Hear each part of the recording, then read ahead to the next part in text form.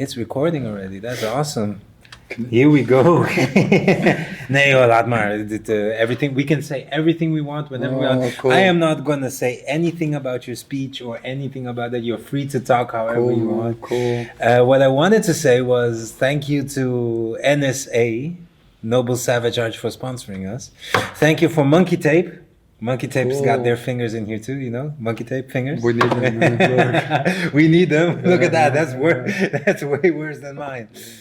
Thank you to Cortenbach VFX for all the VFX works. So if you see like Hulk Hogan like passing by here at some point, that's it. Cool. Grips 020 for all the training. And that's it. That's all the sponsors we have. And in front of me, welcome. Yeah, thank you, man. Henk Heneweer, It's legend. To do with you. No, A legend. Yes, you are, man. Just a simple dude. Legend. How long have you been doing jiu-jitsu now? About 15 years now. 15 years. Yeah. That's legend material right there. Yeah, man. And I love it still like it's the first day. Really? Yeah. Really. That's perfect. That's what you look for in somebody that really likes it, man. Yeah. I'm happy. So you used to 15 years. How did you I want to hear it. How did you get into it? Well, my origin is like Muay Thai, kickboxing, karate, and I was training for like 8 years, and then here in Almere? Yeah, in Almere. First, I done it in the north of Holland for a couple of years, and then I moved to Almere and started training here. I started training karate and kickboxing at the same time. Yeah. And then when I did a course, like a study again to be a trainer coach, I met someone in a judo class, and he was doing Brazilian Jiu-Jitsu, but I didn't know. So he took me to the ground, and instinctively I just did what I thought was good. I had the same problem. I was a boxer, and somebody took me to the ground. I felt like a little bitch. Yeah, I felt like, oh fuck. he did stuff with me that I thought, man, what the hell are you doing? So, and then he invited me to train with him at home. It was in 2004. Chris Gandijn is his name. Yeah. I never forget. Good friend Shout of mine. out to Chris, man. Yeah, Thank you for starting this hero on the journey. Yeah, if it wasn't for him, I would never met Brazilian Jiu-Jitsu. So all the credits to him for the beginning. Oh, there you go. Yeah. There you go. That's awesome. And so he took me at home and just with 3 mats and in the living room. And every Monday night we started training and drilling from the DVD from Jean-Jacques Machado. Eddie Bravo was still a purple belt back then on the DVD. And we just started training half guard, and that was my first the meeting with Brazilian Jiu-Jitsu. And then he took me to Amsterdam with Yamasaki was still the name. Kado was teaching there. Yeah, I know. I heard Kado. Long time ago. Wow. It was great, man. It was great. And then, I couldn't stop, man. It went from 1 day to 2 days, 3 days. Then I went 2 times a day, and I just wanted to learn everything about it. And I stopped kickboxing, I stopped karate, and I focused only on Brazilian Jiu-Jitsu from 2006, I think, 2007. Till now. And then 2 times a day training. Tried to get everywhere my sources, seminars, England training with Ricardo de Silva and Nova Forza. Yeah, I will talk a little bit later about him because a lot of respect. And I got like different professors who I see my professors, and I'm very loyal to those guys. And I everything what I'm doing here is because of them. So also all the credits and thanks to them. Yeah, for sure. Awesome, man. Yeah. That is so cool. And then you started up right here. Was this the first one you ever started? Because I looked around, and I was just like researching a little bit, and I said, "There's a Kaishin everywhere." They're growing everywhere, man. That is awesome. Yeah. That's the first one that's actually like, oh. This is the first one. This is the very first one. Yeah. We are in the base where it started. Yeah, well, it started in another gym here in Almere. Yeah. But I'm not sure. Like 8 years ago, I moved here because we're like all the days in the same place. I didn't want to like 2 days in that gym and 2 days in that gym. Oh, so now we got one space, and we're just here. And from there, because all the affiliations, there is not one. Where I asked if they wanted to connect with me, they asked me if they could be part of you. Yeah, that's awesome. And it's like a passion. And for me, this is something more than just like a business or whatever. Because I got 4 jobs. So for me, this is not about making money. So the first question those guys always ask me, how much is the fee? Because Rivero, and Casey Bar, and everyone does it their own way, and it's fine. I don't have no opinion about it, But I told them I don't want any fee. I want 0 money. I got some values. and quality and level. Those are for me important. That's real friendship, trust, and awesome. open. You know, and that's for me is important. If they stand for those things, I will help them how I did this, and I share my knowledge or my experience, and I share with them, and together we can make each other better and make this world a little bit nicer through jiu-jitsu. So that's for me. So let's do you don't think that this whole, like, if you pay to be affiliated, you know? No, I don't do that. Why wouldn't you do that? Why do you think it's bad? Yeah, no, I don't think. I think the values you have. I think the way you're doing it personally. I think the way you're doing it is the best way possible. It's like. That is extremely old school. Like we're going all the way back from, like, you carry the name and there's a value and everything. There's no money involved, there has to be like a certain level and there has to be a certain dedication to this whole thing. I mean, that is what I inspire to be.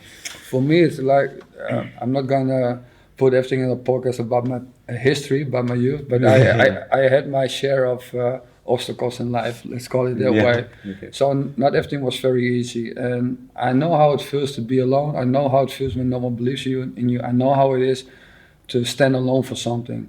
And I always said I want to do something back, and this is my chance to do something back to society. And you know, we live in a society where everything gets more selfish and individual, and there's nothing bad with it, but I believe in helping each other. And people always say, if you want to make the world a better place, start with yourself. And for me, there's no better way through jiu-jitsu. And if I can inspire or motivate just a couple of guys, and hopefully they can motivate, that's the reason why I post a lot of shit. I post everything what I do. You're active, you know, man, and it's the real thing. It's not like, just. When I sent you a message last, I said your stuff inspired. Yeah, I see your stuff and I go like, shit, I'm gonna go training right now.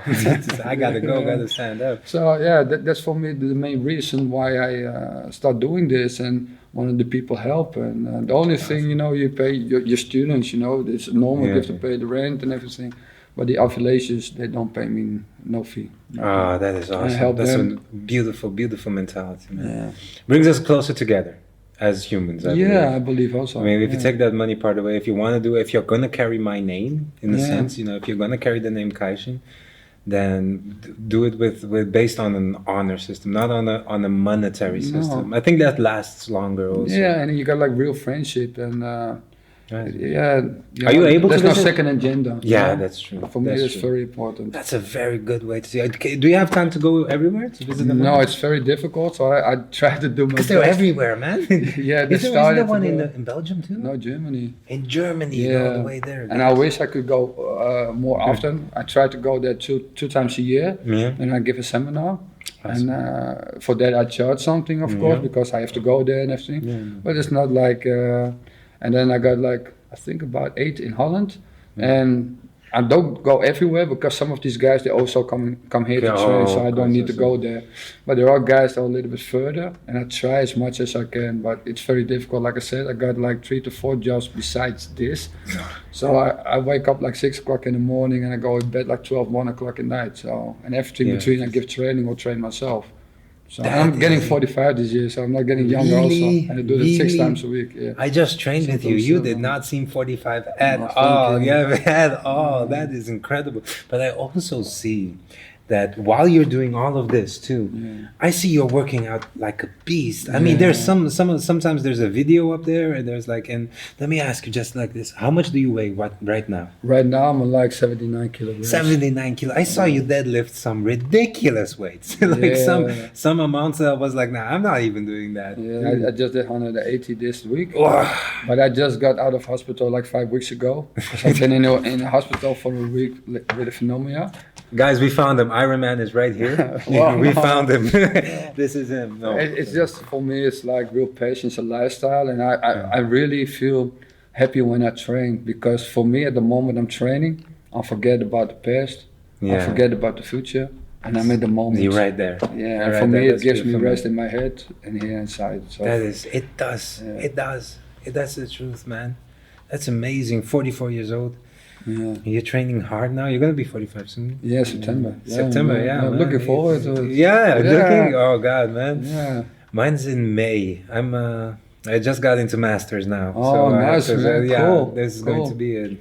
How about it? Masters is coming up. What do you think? Yeah, Do you I feel think like it's good. competing? Or? No, not yet, because Because of your... I was fighting in the Europeans with the Phenomena. I didn't know I had one, but I was over there. Yeah. And we were training at the warming up area, and we were sparring with everyone. And then Thursday we went to Nazareth to the surfing place. Yeah, and it was really awesome. I just needed to go there. And then Friday I wake up with a cough, and that was it. Like 2 days ago, I lost 3.5, 4 kilograms. Oof. I didn't sleep at well. I was sweating all night and during the night, and I was weak. But I told the guys, asked me, "Are you gonna fight?" I said, "Yeah, man. If I die, I die. But I'm gonna fight." So I gave everything I got. But after 3 minutes, my muscles didn't get the oxygen because you're sick. Yeah, my lungs. But we didn't knew then. Mm-hmm. And then I went back home. I was working all week, giving training with the sickness. And then I lost 10 kilograms in a week. And then my doctor said, "This is not going good." So they emergency me to the hospital and was hospitalized For a week. Yeah. So I went all down. Wow. But it's a passion for what you're doing. I believe if you have a passion and you really love doing something, you just keep going. You don't think about what could happen and everything. Yeah, that's something. That's a mentality you should carry always. I mean, if you are going to go compete and everything, like take care of your health. Yes, absolutely. But if you're going for it, I was already there. Yeah, I was already signed up, and I was always brought up. You never back down. Never. There we go. And if I already was signed up and I was already there, I might as well go. And if it doesn't work, it doesn't work. If it would happen like a week before and I wasn't there, I wouldn't go because I'm not stupid, you know. But if I'm there, well, if I didn't survive, I did it with something I love. So what's a better way to go? Yeah, that is a very, very samurai mentality. I love it. I love it. I love it. I love it, man. But that's also the mentality of like, I'm gonna fight either way. Yeah. And it doesn't matter if I win or lose. No. So if this is a message that I want to hear from you, what you think about that. Like those new guys going into competition, they have that nervousness. Yeah. They have that. I still have it. It's like, normal. It's like I still have it too. But most of it comes to like, why are you nervous? Yeah, because I don't want to lose. Yeah. I said, then you don't understand the game. But what do you think? Yeah, I know the feeling. I had the same thing in the beginning also, but I believe if you're too much thinking about that, you're not gonna fight like you normally do because you're gonna hold back. Yeah. And I just believe it's not about winning. For me, not anymore. It's not about winning or losing. It's about finding yourself and how you're going at the tough moments and how you're gonna deal with that. And if there's a problem, how can you change the switch and how can you be creative with that? And even because every time I hear the saying, you win, you either win or you lose. And from the beginning, I don't believe in that. I believe like 50% in it, but if we win, we don't. For me, it's like, we don't learn. And if we lose, we learn. But I think whether you win or lose, you always learn. Because even if you win, why did it take me 4 minutes to win? Why didn't do it every 3 minutes? And I had him in the arm, but why did he escape? Or maybe he had me almost in a submission. Why didn't I let him do that? So I believe you can always learn from a win or a loss. Yeah, and it's just the way how to look at it. And for me, the training also, because I see the same mentality also in training with a lot of guys. They always are concerned about not losing. But in training, you never lose. You never win. You're making each other better. And you can only be better if you use the training as a playground, like a kid with a swing and with a glide or whatever, and experiment and play and do your stuff, and that's the way to grow, I believe. And I see the same thing, try to do that in competition, only then a little bit more tighter. Yeah, without trying to make mistakes. That's a beautiful way of seeing it, man. I always had the idea when I till this day, if I go to a competition, I'm nervous. And Me too. When I'm nervous, it's like why am I nervous? Because I don't want to lose. Why does it matter if you lose? It's like because I have to prove myself to who? Yeah. You know, no one. And then when I go through the whole process in my mind again, I said, oh yeah, I'm here to Just fight as hard as I can. Just to fight as hard as I can. Try to do as much as I can. You can do as much as you can, you know. And if you give everything you got, you can go for the win. The and if you have the loss, accept the loss too. That's it. Man. Yeah, he was better that day. That's it. That's truth. That is the truth right there, man. That the problem with the mentality and the psychology behind going for competition is, I think you have to train competition itself to be good at it. That's something you have to do. If you train in the jiu-jitsu, if you train sparring, if you train a certain position, then you get better at that position. Which means that if you do competition, you train competition, you're gonna get better at competition. Yeah, and if you do competition, it will help you jiu-jitsu a lot and a lot faster too. Yeah. Because you have to, because you don't know the person who's fighting you. You don't know his game. Yeah, so here you can make mistakes. In a competition, you're 2 points behind or 3 points. So you have to make the switch much faster to recognize what's happening and to force your own game out, whether it's your game or with strategy or with the mentality. How can you put him in the position that you want him to go, or you know, and you can practice it here, but in competition it's a lot different because you have the nerves. It's like the first game, like the first fight, it's always like your forearms. Oh, they're dead. Your lungs, you know. Yeah, it's over. You have to get that. You immediately walk towards your teammates. Come on, please stretch it, stretch it. Exactly. I can't feel them. Yeah, you know. So that's. These no-gi people do not know what they don't know what it is. They don't know what it is. Fucked up. Guys, if you're only doing grappling, if you're only doing no-gi, put on a gi sometime and then go to a competition. Your forearms will fall off. For sure. Your fingers will hurt so much. It's like very hard and like. But this is, and even nowadays. Yeah. And I remember. Like I remember going, like I've done jiu-jitsu now 7 years, going to 8 years of jiu-jitsu. And I remember like way back, I used to follow a few friends in Brazil, you know, go with them to a competition and see what's up and everything like that. And it has changed. The jiu-jitsu in the last few years, it has changed so much. I mean, like if we're talking about our grips now, imagine at that time when everybody was just locked down the whole time and just pressure passing you the whole time. But you have done this for a long time, and you're in a division that is you're fighting what now? Master 3. Master 3. Yeah.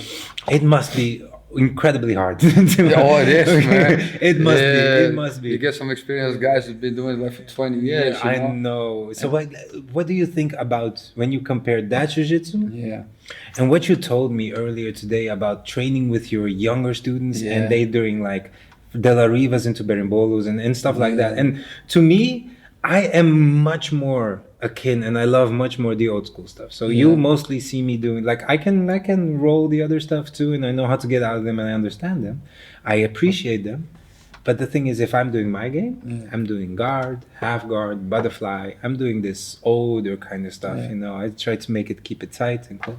What do you think? Like this, was this change good? Is it good that everybody's doing De La Riva? Is it good that everybody is rolling into a berimbolo? Me personally, I believe everyone should do whatever works for them. Perfect. So I don't believe in this is the perfect jiu-jitsu, this is the perfect guard, this is the perfect way.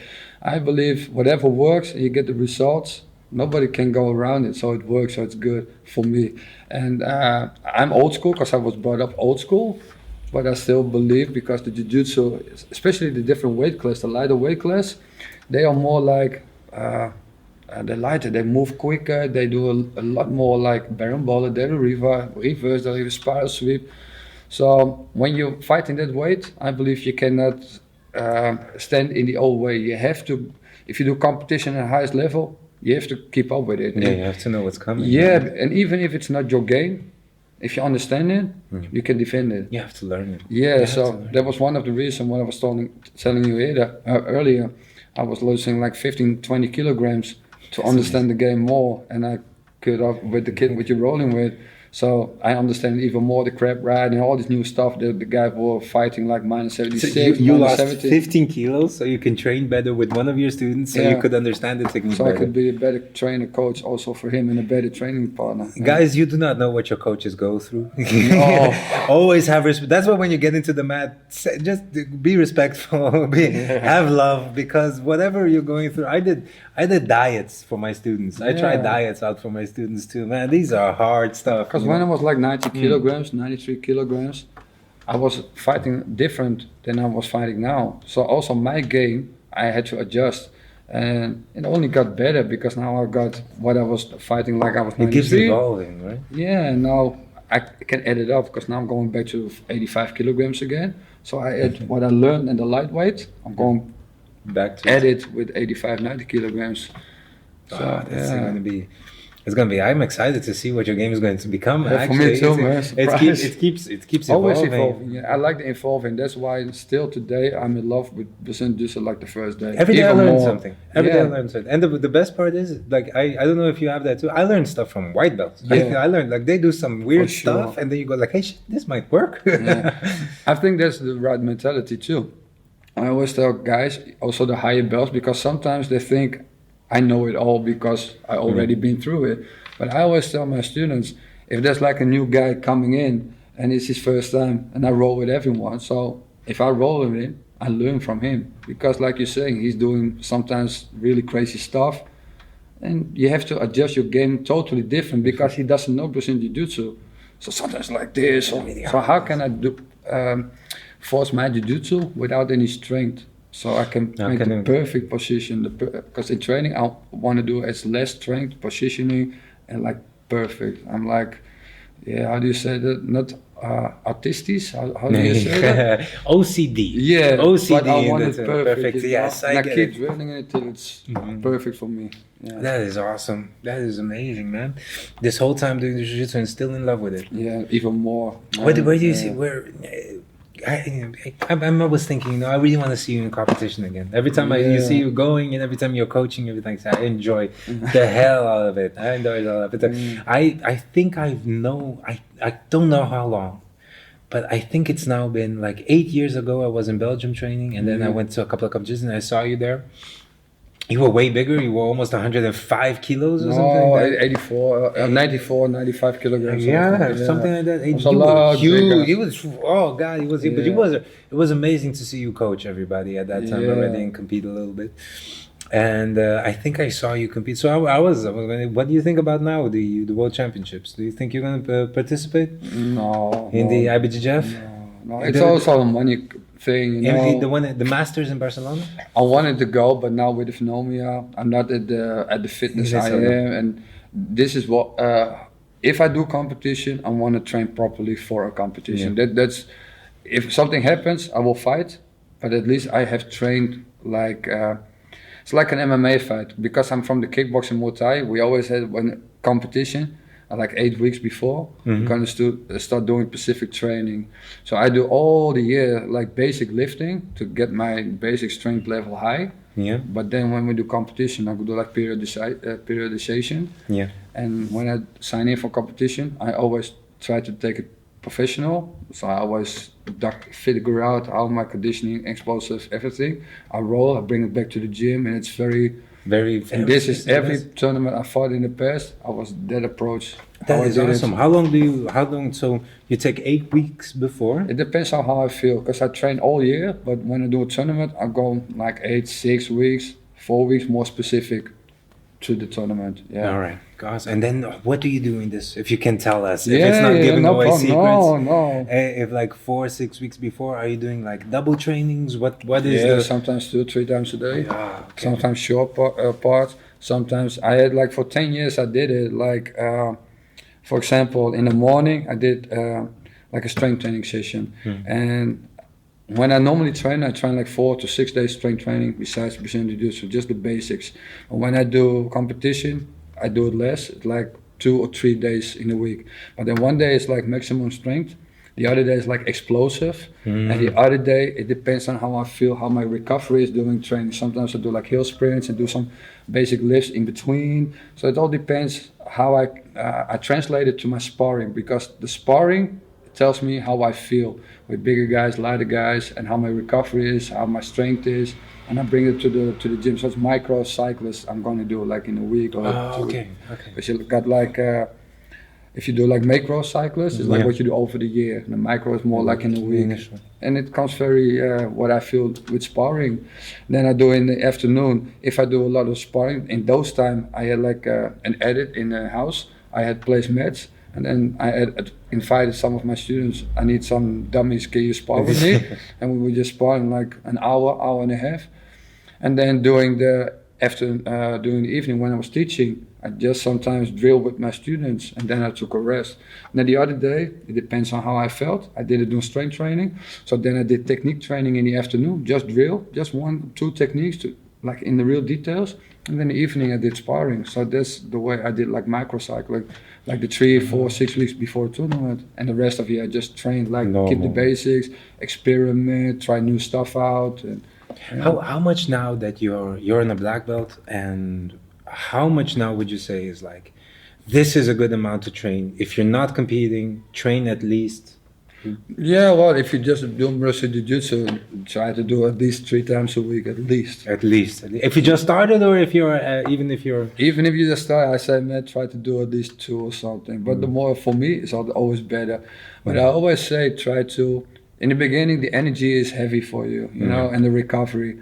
But the body is very, I think adaptive. It's very phenomenal. Yeah. It's something incredible. It doesn't matter where you are. It adjusts in the surrounding. So if you just give it some weeks and go through that barrier, you will adjust and you will love it. So, and I always keep it free, but I give my advice. I tell people how I do it, and then they can fill it in how it fits for them best. I'm not gonna force anything up. But when things are having like the kid what you're rolling with, he's got like a dream. Yeah, I'm a little bit harder for him. Yeah, because if you got a dream, you know, if you want it, then you're gonna work. I give him homework, so there it is. Yeah, he's got mats. These addicts, his parents bought mats. He did the same as I'm doing, and he's practicing with his friend. Yeah. Oh no, we have an addict. We have a lover. We have a jiu-jitsu fighter right here. That's awesome. That's awesome. But that is how you cycle through it, man. I'm gonna go to IBJJF. I'm gonna see it. Although cool. I lately there's been some stuff happening, man. Did you see about the Globetrotters? Yeah, politics. I hate it, man. Oh, what was that about? I was looking it up. I looked up what ABGG and the IBJJF and the Globetrotters were doing. I was like, what the? Yeah, man. They don't deserve this kind of bullshit. No, they're so nice. They're so nice. These whole people. I actually talked to them. I signed up and everything like that, and I had like, because it's the idea they have about like you can visit every single gym. Yeah, it's very nice. That is what it's supposed to be. Yeah. And then they got kicked out of IBJ.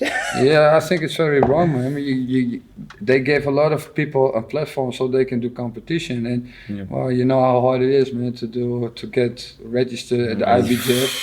IBJJF has to stop. Sometimes I understand because they want to keep the quality, but man, we're growing, and if you want to give everyone a fair chance, let them roll, man. Just you know, I think the UAJF with Gus Oliveira, he's done an incredible job. He's still doing. Look, they're doing it way better than IBJJF. Yeah, and all credits to Gus Oliveira.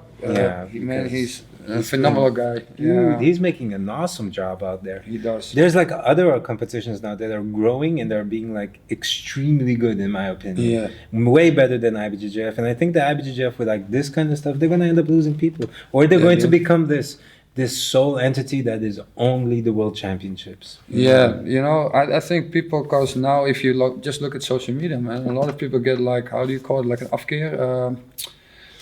Disgust. It's a strong word, but it's getting to disgust. Yeah, because you see all things and people now really speak up their mind, you know, like they didn't do before. And I believe like Christian Gaugut, who is like from the BJ, he's so phenomenal, like, nice guy. I met him. I did like one camp in Leuven, like I think 2-3 years ago. And all the people, man, they're so nice. They all share the same passion. They just want to do jiu-jitsu. Yeah. And bring it to everybody. And and they have incredible fighters. And about legit, man, I know people who are black belts on the black belts who I think are not less legit than these guys who are in the BJJ Globetrotters, you know. So I don't like politics, man. I hate it. I hate it. I know what you mean. Because I know what you mean. Sport and the athlete is never good for them. Politics. In Brazil, it's pretty hard. It's pretty like, how should I say this? It's kind of like football teams.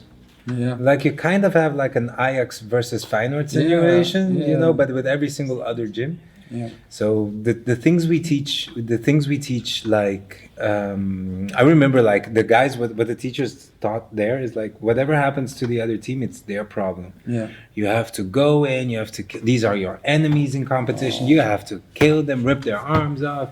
You have to fight hard, don't care, and just keep going. And I believe like in a healthy competition, I always tell the guys, when we do competition, it's business. yeah, You know, but after that you shake hands and you have friends and you teach each other, you learn each other, you roll with each other, you ask, hey man, nice technique, how do you do that? How did you card me or how did I card you? And I always tell people, because sometimes I have guys, don't film me or don't put it on social media or don't do this. I said, why? I don't want people, my opponents know what I'm doing. I said, man, they I know don't what want to you're be doing. in a highlight reel. Yeah. I don't want to be somebody's highlight reel. Yeah, but your jiu-jitsu will only get better if he knows your technique, so he's gonna defend. So you have to improve your jiu-jitsu again. Yeah, man, it is true. And once you get famous, it's happening either way. Yeah, man. You're getting your DVDs out there, and that's gonna happen. That's gonna happen. It's I don't know. I think IBJJF made a big mistake right Yeah, there. for sure. I mean, Globetrotters was actually helping them to like bring it to the whole, and it's in like from what you've seen in this 15 years, it exploded, it growed at once. That there's immense number of white belts now, and they were helping with that. But if you look like the amount of athletes that IBJ have, it's not always that much at like tournaments like in Europe still. If you look like UJJF, I think they got like the same amount like competition fighters, and I think UJJF personally nowadays do more for the athlete and the sport than IBJJF is doing. Yeah. And absolutely. Yeah, and absolutely. I think it's sad, you know, because I like the tournaments IBJJF. I think how they run it and the atmosphere, you know, the vibes and the platform you got there. I think it's perfect. The level is high. It feels professional. Yeah, it's very good and it's good for jiu-jitsu. But I think, yeah, man, it's getting less. I think less and less people are going to IBJJF. I think, especially after this move they did. I think they're gonna stop. I think it's not worth it anymore. No, I'm gonna go for this. I'm gonna take a look, but I'm not sure. I'm not sure if I'm ever going to, if I'm ever going to continue with it. There's so many other amazing competitions. I'm not talking like if IBJJF turns around and does like does a little bit more service for the people that are coming, because for the prices we pay and for this championship, you pay a lot. You pay a lot. A person that leaves Europe or Brazil, for that matter, and goes to the United States to do the World Championship and has to pay that amount to participate. they can do something back, you know. And if you're a black belt in adult division, you need an X number of that. That keeps the level high. That's cool. Yeah, I think that they have very good stuff going on. But only if you're being sponsored. Because if you're paying out of your own pocket, ooh. Yeah, man. But it's not professional anymore because you're still paying it yourself, you know. So if you make the next move and if you want to keep people out, fine. But then make the other people more professional and give something back to the... That's an actual... Make it something... Make it an actual tournament. Yeah. Make it an actual place where people can win actual money. Like if you... Put a contract on them. Yeah. Give them a contract. Yeah, I totally agree, man. I totally agree. Give them a contract. Yeah. I mean, all these guys, Leandro Lo, Kainan Duarte, all these new guys that are new and old, all these guys that are competing at World Championship, give them a contract. Because a lot of people look up to these guys. A lot of people. And a lot of them leave. I mean, Rodolfo Vieira. He said no. I'm going into UFC. He's fighting, right? It's the same with Jacare. Jacare quit after he fought the World Championship and he broke his arm against Roger Gracie. And then he said, "What did they do for me back after the?" Yeah. And then he decided to do MMA. Yeah, he went into it, and he did a good thing. He's still doing it. He's also not young. He's happy. Yeah. He's happy. Damian Maia, same thing. He's a legend. Yeah, wow. These guys are like, they said, nope, I'm done. I'm going to do it. I'm going to make money. But I think Damian Maia is still doing like MMA Brazilian Jiu-Jitsu old school. I think Jacare is more like a brawler, and he got into it. He got into it. The thing that Jacare also has in the brawling is like he knows if you take me down, you're in trouble. Oh, yeah. if that's a big if you take me down, oh my god. Because he's not afraid to get the punches and stand up with you. And Damian Maia, he had like less fights. He was doing more boxing, but still, he always goes to your back. Yeah, he always goes. He always does that same, but it works. He always does that half guard. Yeah. From that half guard, you're done. But he never, how do you say it? He never left his roots, and you see it always back in MMA. But that is something I must say. It has kept his let's say like this, it has kept him from a lot of brain damage. Yeah. It has kept him alive long enough doing and he's it. not the youngest. Yeah, but how old is he now? I think he's almost in his 40s. Yeah, he's pushing 40. He's pushing 40. And he's Romero is fighting. Romero is, we cannot speak. Romero is a genetic experiment that happened in Cuba under the that Fidel Castro started and created a superhuman. Normal, so that's not normal. No, that's not. You saw him 42 or something. 44, I think. 44, I think. And he was when he went with Adesanya when they did the press conference and he started dancing and he just backflipped. He just said, "Like I'm warm," and just jumped into a backflip. I will break every bone if I do that. Man, if I'll land on my head immediately. You guys, you don't know how hard it looks. So easy because he did it, but he just jumped out of nothing into a. Yeah, it's amazing, man. It's amazing. But again, with him, you see the wrestling style. He never left the roots of wrestling. Yeah, and still like that. Like, I believe MMA is still like an all complete thing, but I can enjoy when people you see the original art back in MMA, like a kickboxer or whatever. I still like them. It must be also something with like Cuba had like I saw him talk about it, and they have training camps. They have like they have like since children they have training camps and they have like training methods, and also wrestling in itself is like so hard. Wrestling, boxing. They're wrestling, but they've always had world champions in wrestling and in boxing. They were really good at it. They understood how to make training, how to make people good. Yeah, there are some countries who have like Mexico. Mexico has boxers everywhere, but I think it's maybe because it's part of what their culture. Or I think it is, and I also think it's like in Thailand. You know, if you grow up in poverty, you know, it's sometimes the only way for you to escape to have a good life, and you are more motivated. If you look like a lot of guys nowadays who grow up with everything around, which is good, but it's a different mentality. Yeah, if you grow up in shit and on streets, you miss a little bit of, I don't know, that killer instinct. Should I say? Yeah, could we call maybe, it that? Or we call it that? I don't know. Maybe it's like more if it doesn't work, I still got this. You know what I mean? Yeah. And in those countries, it's either this or nothing. Yeah, and you got it even in Holland. You know, guys who grew up because a lot of people say in Holland we grew up with a good country and good money, but I don't believe it's always so. You know? No, there's always like all around the world. You're always and those guys. You see it in Muay Thai kickboxing. Some of these guys, they are monsters from England, man, or from here in Holland. Yeah.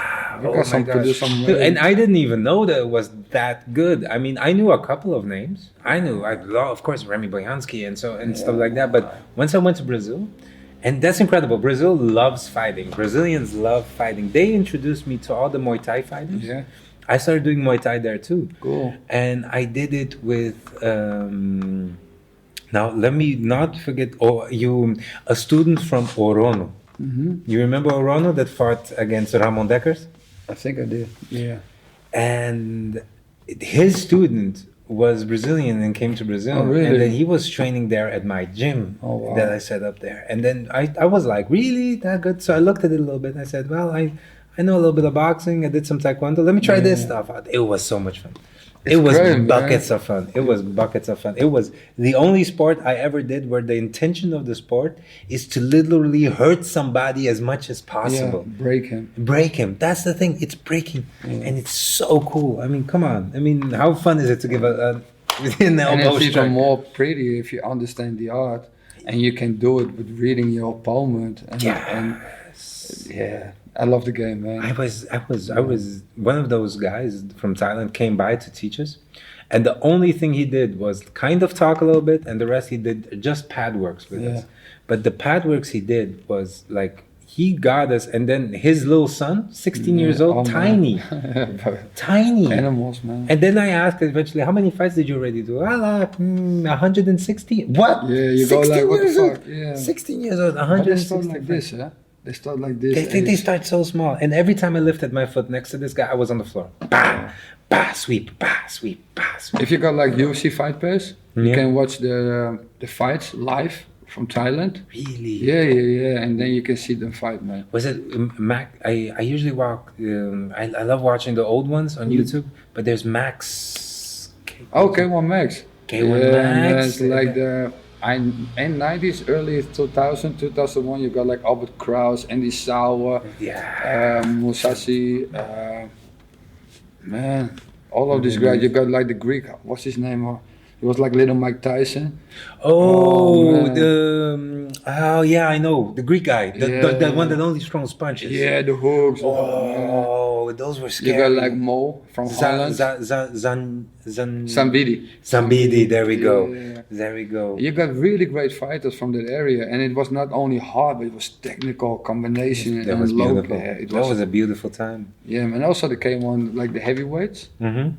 I think the early 2000s and 90s, the year of the 90s were the best era for kickboxing. Yes, it was a gold. Hard, technical, good conditioning. Yeah. So. But the Muay Thai stuff is pretty hard to get them out, and you see that in like K1. Yeah, it's pretty hard to see them back in K1. I mean, Bukwa was one of the few who did very great in the K1 marks. And I think that he adjusted the game. I think another one that's great is Sunshine. Sunshine. Oh my God, what a technical he always laughs, genius. man. He always do this cartwheel shit. Yeah, and he's playing around this whole time with that. But he's also doing like Muay Thai with just like just with the ropes.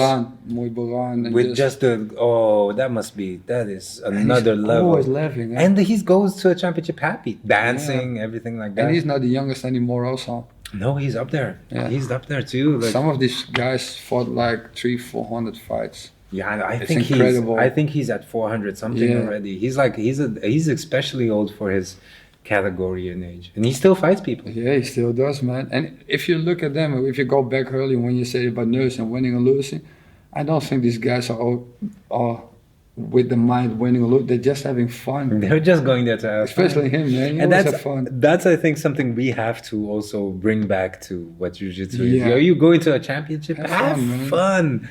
Have fun. Take it serious, but in a fun way. Yeah. I mean, I think that's the secret. I think if you keep it fun, you'll fight better everything because you're more loose, you know. And if you're nervous too much and you put so much pressure on yourself and for your friends or whatever, you do like this. Yeah, you know? then it's like. And if you look at the guys in Muay Thai, you know, they are very relaxed. It's like dancing and stepping around. The first 2-3 rounds are just point and testing. Figure it out. What is he doing? And then the fourth round is. Then it's going like everything. Oh my God! I remember all those guys. Oh, I remember watching everybody there. After I learned and I saw it, I said, "Damn!" It all brings back. I think if you are a martial artist, if you're doing jiu-jitsu, check the other stuff out too. I mean, if you're doing jiu-jitsu every single day, you're gonna get tired at a certain point, you know. Go to a Muay Thai class. Yeah, man. I do Muay Thai still. So. Yeah, there you go. Yeah. Do something else just for fun. You don't have to like commit. You already have your thing, which is jiu-jitsu. It will help you jiu-jitsu. It will help you for sure. Because of the coordination. Yeah. Do some boxing. Do some Muay Thai. They do like a lot of top level like soccer players, but also like other top level athletes. If they do like a different sport aside, it helps your coordination. Absolutely. So it helps your main sport to get better. Which makes me think we should actually get together and play a soccer match. Yeah, we do. I like playing soccer. I've done it for 10 years. Really? Oh, man, I'm Brazilian. I was born with it. I'm only bad at it. Like, no, man, I was in the army and I was in the army too. Really? Also. Yeah. We went Dutch champion, hoofdklasse A. So man, that's awesome. Yeah. You're an army man too. No, I was like not professional. Yeah. When you're in Holland, it's not anymore. But when you're like 18. They call you up and then you have to go. And when that used to be that. And I'm like the older guy. So when I was like 18, we still had it in Holland. Oh, I just missed it, I think. Yeah. Because 2 years after that, 3 years, they finish it. So this is not anymore verplicht, zeg maar. Yeah, it's not necessary. All right. Yeah. That is cool. Yeah, man. And then you won in that time with the football. Yeah, we should get that together. We were Dutch champion. I got like the medal still. Oh, that's awesome, guy. Yeah. Oh, that's awesome. We should get it together. We should get the people from my team and your team and just have like a barbecue football thing. Yeah, man. I'm into Vondelpark or something. There we go. There we go. We have to have this football match, man. Awesome. What I wanted to ask too is, so I looked around on your Facebook, you know, and I saw you have 2 lovely kids. You're a dad. Yeah. That's awesome. You're a dad, and you teach jiu-jitsu and you do all these jobs at the same time. And how is it with the kids? Can you? And what I mean with the kids is, I part of me wants children. I'm not there yet, the but part best of me, thing. yeah. Yeah, it's the best thing ever happened to me, man. That's something I want. Yeah, You know, it's like a mirror. but don't you like push them towards the fighting or never, or don't you feel like no? I did some. They've done Brazilian Jiu-Jitsu. My son then some competition. I know. And I am like this to my kids. If you want to do something, do it good. So don't do it like half. You know. I like whether it's school or something else. Have commitment. So try to do the best you can to get everything out of you. But you have to do it because you want to do it. Don't do it because I'm saying you have to do it. You know what I mean? It's a different approach. Yeah. So, especially my son, because he was all doing some competition.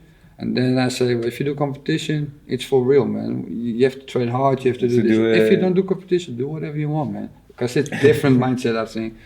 And then he didn't like it that much anymore because of the injuries he got, because he did free running, BMX, and he pushed his father. He got his father's side in there. He's so busy. He does. Because he was getting with me strength training when he was 12. Wow. Yeah. And is that too early or is that no? not? I don't believe in that. No. And I'll explain why if you got some time. Oh, we got all the time in the world. I mean, because I always let me look at the crew. The crew looks happy, fun. Okay, cool. Part of the crew is on the cell phone. The other part is enjoying that. No, but they're cool, man. We have time. It's like this because a lot of people always tell me, man, it's young. And then I let them think this way. Because a lot of people always say, it's good for kids to do like body weight exercise. A lot of people always say, that's good. And then I explain this, okay, that's good. Like a pull-up, like a kid, 50 kilograms. So first of all, it's like free, so you got less control. It's very difficult to do a pull-up anyway for an adult to do one pull-up. I'm still horrible at them. Well, there you go. So, and then it's 50 kilograms. Now I do a lat pull down. It's all control, and I put 30 kilograms on it. It's the same exercise, but it's less tension on the thing. We're still doing weight training, so what's... Oh, and then you see them think, oh, I never looked at it that way. Then I say this, what age from the little school to the big school where they go with the big bags on the back. They're like 11, 12 years old. That is like, horrible. How much, 50 kilograms? Now you're gonna say like 3-4 kilograms in each head is not good to do any exercise? There you go. How much kilogram is like a milk from the fridge? Yeah. Like 2 liters is 2 kilo. Yeah. Now you say 2 kilo dumbbells is too heavy? Yeah, that's the way of thinking about it. And I grew up with my parents, and my father said, well, grab that bag for me, or grab the groceries bag from the car. And then the guys who do like rugby, or the kids who do like judo or wrestling, do you think it's all technique? No, man, these kids, they have to lift and each not other always good. So I believe if you do strength training under supervision of a good trainer with experience and with some logic, they learn and they get more adapted, they get stronger, so they get like more, how do you say it, belastbaar. They can end up carrying more. They'll grow much. Exactly. So if you get like rugby or judo, you fall, you don't get much injuries because your body is more stronger. Yeah. So I don't believe in that.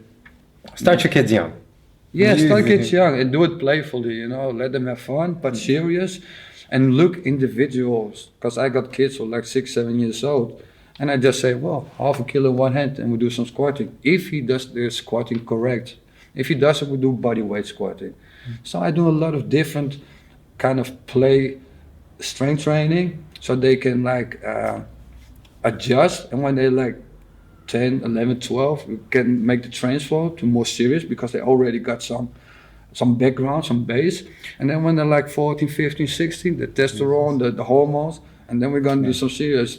I've got a girl with me strength training because it's also my profession, and she's in the Dutch national ski team. And she deadlifts, I think, like 110 kilograms, and I think she's 16 years old.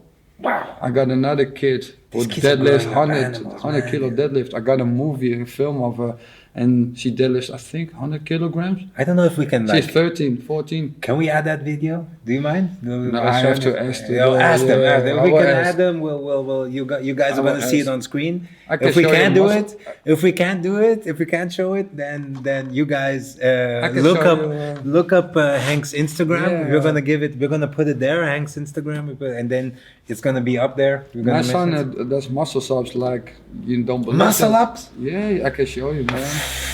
Yeah, I will show you when we finish. When we finish, we're gonna add this all to the Yeah. video if you want. I don't know. Can we add this in post, My or are you son- gonna my son, you're you gonna can- shoot me? No, my son, you can post, no problem. All right. Yeah. Awesome, man. So it's kind of okay. You found it easy to like bring them into jiu-jitsu and like interest them, or like Well, because you have I don't a force son them. and a daughter. Yeah, my daughter has done gymnastics for a year, Yeah. and now she's doing dancing, like a clip dancing, and she wants to do ballet. And I think whatever they like, you know, I think it's important they do something. Movements. Yeah, but it's up to them. I see a lot of parents who force the kids and try to always must be the best. Most of the time, these parents they didn't make it. Yeah. Who are doing that? I think I'm not saying it is the truth, but you know. But for me, no, my kids should do whatever they want, whatever makes them happy. My son is into strength training. That's his passion, and cars. That's his passion, man. Perfect. Yeah. Perfect. That's how you keep. Now there's a question I have, and I wrote this one down. Oh, actually, this is a question from Ahmad was supposed to be here with us, Okay, cool. questioning you too. And Ahmad had some good questions too, but he wanted to ask you in the site. Let's say it like this: how would you deal like your kid? He did jiu-jitsu. Yeah. And of course, we know that schools are battlegrounds. That is for like little kids in schools. They're vicious. They're animals. Yeah. Come on, they're nowadays they're animals. Let's say he gets into a fight, and I'm not saying like let's say not a physical fight, but a verbal fight. Yeah. How do you treat that? How do you go by that? Because it's still fighting in a way. You know, it might. And let's say if it did escalate.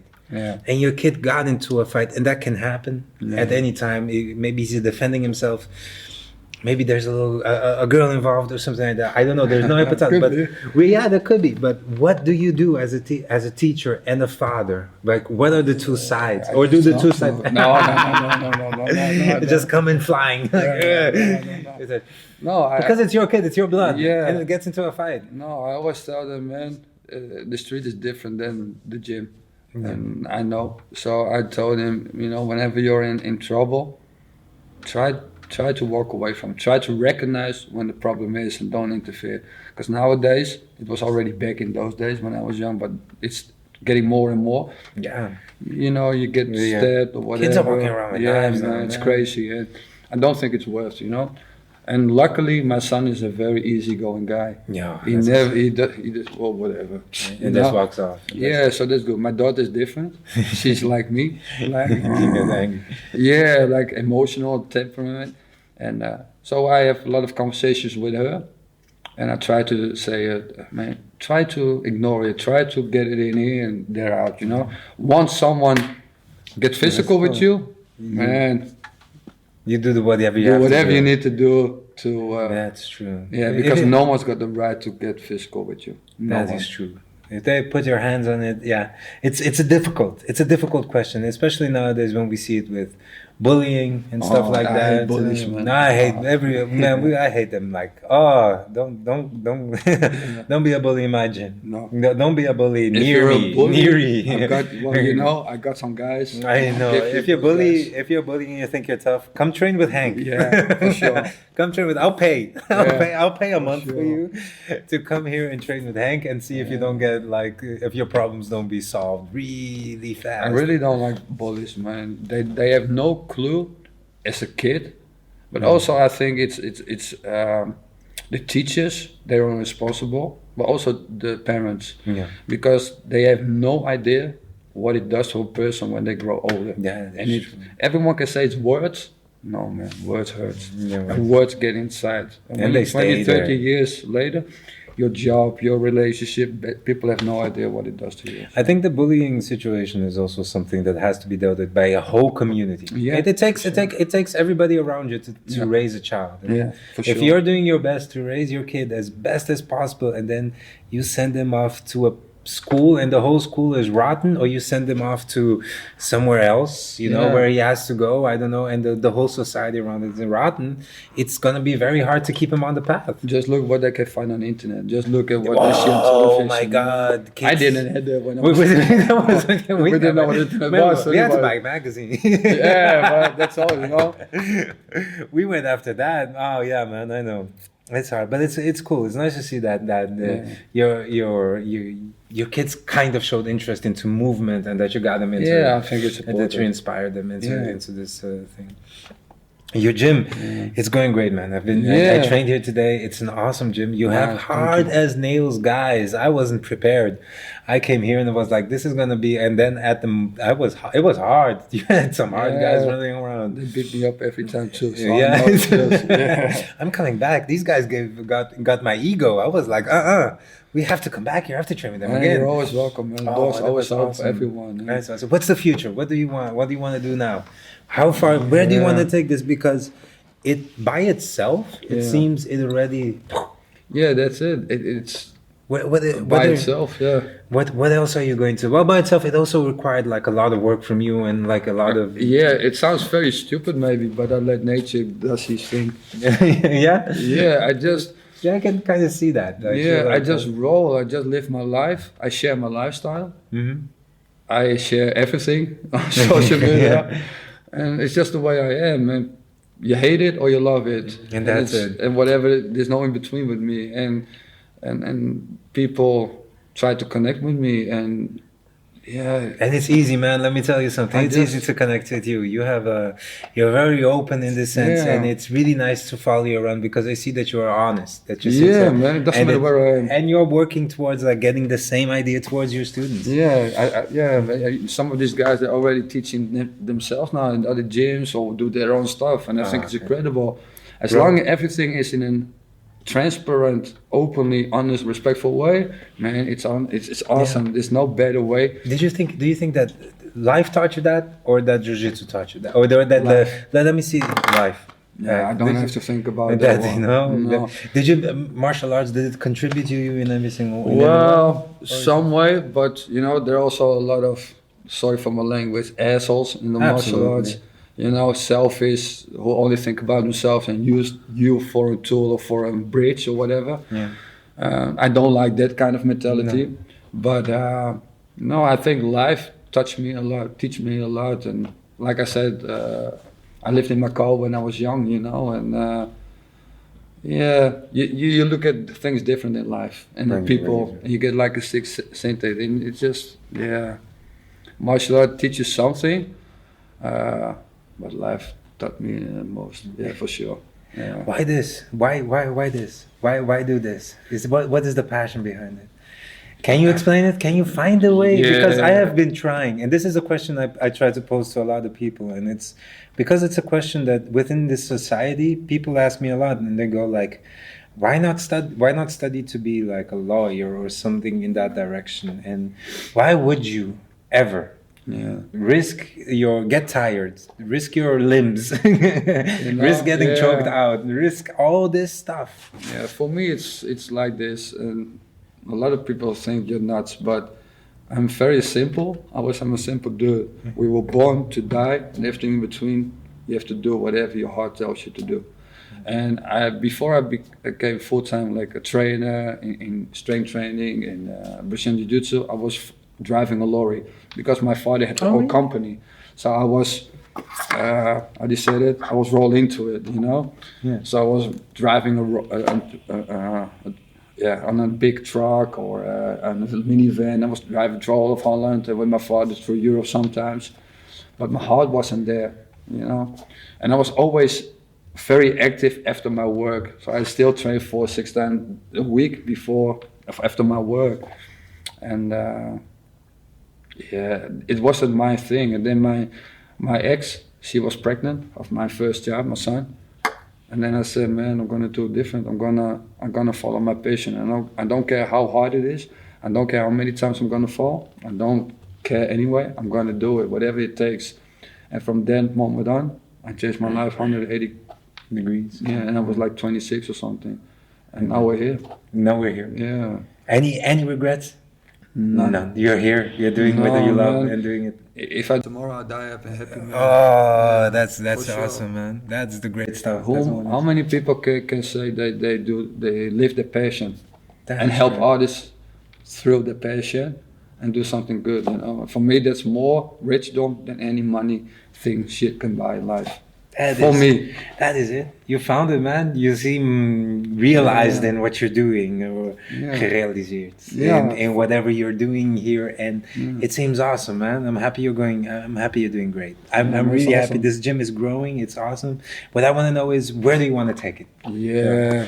Or is that going to see like let nature take its course? For sure, I will do that anyway. For a dream, I would like Kaishin all over the world, of course. That's like big dreaming, you know. Yeah. And I'm also very realistic, so I'm not like a good businessman. I don't think about business. I'm just caring about passion and sharing that. And if it comes bigger, man, it's a great thing. And if it doesn't, and it stays the way it is, it's good also. At least it has to be positive. It has some values, and this is important for me, man. And the rest is all bijzaak.